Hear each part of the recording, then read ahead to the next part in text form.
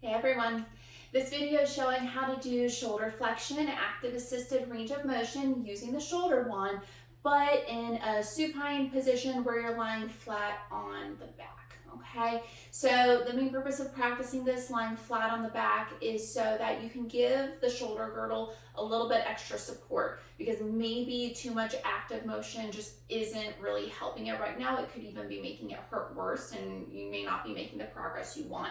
So sometimes starting lying flat on the back is going to be a little bit better to move your progression how you want it to. And you can do this on the floor, on your bed, whatever surface you feel most comfortable with. I'll go ahead and demonstrate on the floor here.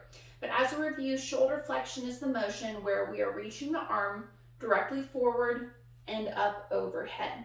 Now my side that's needing the help is going to hold on to the curved end of the wand.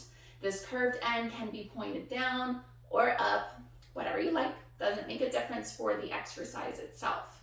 My opposite arm really can hold anywhere along the wand because that's not our main focus. The one side that's needing the help because it's either injured, weaker, tighter than the other side, it needs more assistance basically. So your stronger side can do whatever floats your boat, just make sure you are comfortable, okay?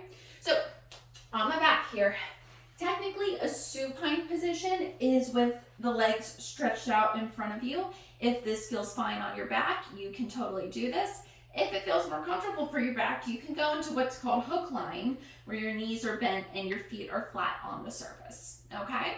So I like for my back to do hook lying personally. Do whatever you'd like, but I'm gonna go ahead and keep my legs bent. Now I'll hold on to the curved end here with the wand on my side needing help.